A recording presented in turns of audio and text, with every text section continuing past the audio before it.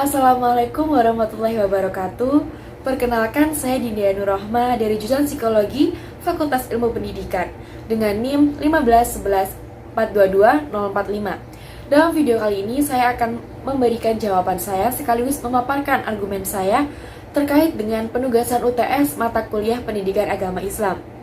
Sebelumnya saya ingin mengucapkan terima kasih kepada Pak Zaim sebagai pengampus sekaligus pembimbing dalam mata kuliah Pendidikan Agama Islam.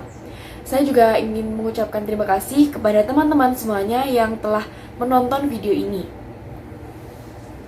Baik, saya akan mulai dari nomor 1.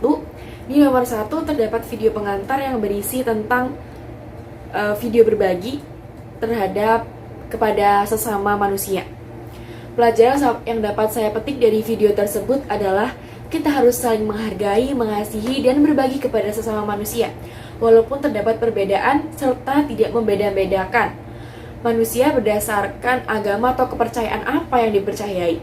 Karena manusia diciptakan dengan berbagai macam suku, agama, dan ras agar saling menghargai satu sama lain. Yang nomor 2, dalam soal tersebut kita diminta untuk memberikan hasil dari ijtihad di era disrupsi. Ijtihad merupakan hukum atau ketetapan yang diputuskan ahli dalam hukum agama Islam. Ijtihad dilakukan jika fenomena tersebut belum dibahas secara detail di Al-Quran dan hadis, ataupun merupakan fenomena yang baru dan mungkin belum pernah terjadi sebelumnya. Di Indonesia sendiri terdapat beberapa lembaga yang profesional dalam bidang hukum dan syariat Islam, seperti Kemenak, MUI, dan lembaga-lembaga syariat Islam yang lain. Maka dari itu saya hanya bisa memaparkan bentuk dari ijtihad di masa disrupsi, karena saya memiliki keterbatasan dan bukan seorang ahli dalam hukum serta agama Islam yang memiliki wewenang untuk memberikan hasil dari ijtihad. Sedangkan era disrupsi merupakan era sekarang, di mana teknologi berkembang dengan pesat sehingga muncul fenomena-fenomena baru yang mana hasil dari atau contoh dari hasil ijtihad di era disrupsi itu seperti yang pertama, penentuan jatuhnya 1 Syawal dan 1 Dzulhijjah. Karena setiap tahun posisi bulan dan matahari serta bumi itu berada pada garis yang berbeda-beda, maka memerlukan pengamatan dan pemutusan ulang di setiap tahunnya. Yang kedua, ijtihad adalah ijtihad dalam perkara muamalah kontemporer, yaitu hukum transaksi pinjaman di bank. Di masa Nabi Muhammad SAW tidak ada bank seperti di masa sekarang. Karena itulah perlu dilakukan penggalian hukum syariat apakah halal atau haram meminjam sejumlah uang di bank. Berdasarkan Ijtihad Majelis Ulama Indonesia atau MUI nomor 1 tahun 2004 melakukan transaksi pinjaman ke bank konvensional dengan bunga tertentu termasuk dalam konteks riba yang diharamkan oleh Islam. Dan yang ketiga adalah fenomena bayi tabung.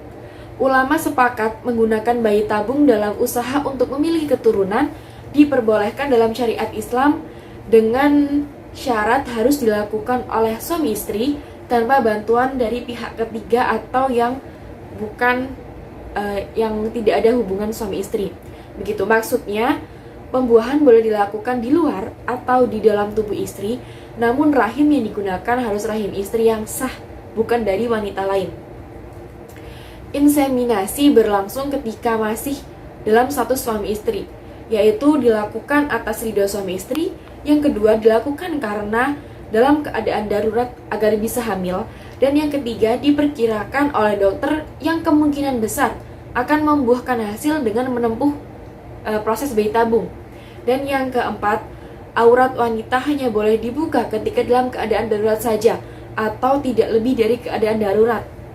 Yang kelima, urutannya yang melakukan pengobatan adalah dokter wanita atau muslimah jika memungkinkan. Jika tidak, dilakukan oleh dokter wanita non-muslim. Jika tidak, boleh dilakukan oleh dokter laki-laki muslim yang terpercaya. Jika tidak, dilakukan oleh dokter laki-laki non-muslim. Urutannya seperti itu. Yang soal nomor 3, jadi saya harus memaparkan pendapat saya tentang nafsu, tentang komposisi nafsu. Jadi, menurut saya, nafsu memiliki 2 peranan, yaitu untuk mendorong manusia berbuat baik dan untuk berbuat buruk. Namun, menurut saya, nafsu yang mendorong untuk berbuat kebaikan, persentasenya harus dibesarkan, karena nafsu tersebut dapat berisi tujuan atau cita-cita, harapan diri ke depannya, dan sangat memungkinkan bila terisi motivasi-motivasi untuk lebih taat dalam beribadah. Selanjutnya, untuk nafsu yang mengarah kepada keburukan, lebih baik diminimalisasikan atau bahkan dihilangkan atau dihalangi agar tidak menjerumuskan kepada keburukan. Karena jika nafsu tersebut berubah menjadi perilaku yang akhirnya menjadi kebiasaan, akan sulit untuk dihilangkan. Untuk soal nomor 4, saya harus memaparkan pendapat saya mengenai poligami. Sebenarnya, dalam Islam sendiri tidak ada larangan untuk berpoligami. Menurut saya, boleh tidaknya seorang suami untuk melakukan poligami itu tergantung pada dirinya sendiri. Jika ia mampu untuk berbuat adil, bijaksana, dan dapat membuat istri-istrinya rukun dan tidak merasa pilih kasih, serta dapat menyayangi serta mengasihi secara penuh lebih dari satu perempuan, maka dipersilahkan bagi dirinya untuk berpoligami. Namun, jika ia tidak dapat berlaku adil atau muncul keraguan, lebih baik menikahi seorang wanita yang benar-benar dicintai dan memberikan nafkah secara lahir dan batin sesuai dengan hak istri. Daripada memiliki istri lebih dari satu tapi tidak bisa memberikan nafkah secara lahir dan batin secara adil dan bijaksana, lebih baik memiliki satu istri saja. Izin untuk berpoligami juga ditentukan oleh istri pertama, apakah istri yang pertama mengizinkan atau tidak. Untuk soal yang terakhir, yaitu soal nomor 5, dalam soal tersebut tertulis tentang bagaimana pendapat saya, bagaimana pendapat saya tentang cara kita berbakti kepada orang tua jika orang tua memberikan perintah atau memberikan suruhan yang melanggar syariat Islam. Menurut saya, berbakti kepada orang tua memang sebuah kewajiban. Namun jika kedua orang tua menyuruh untuk berbuat perilaku yang dilarang oleh Allah Subhanahu wa taala, maka sudah seharusnya kita menolak dan memberikan alasan yang tepat.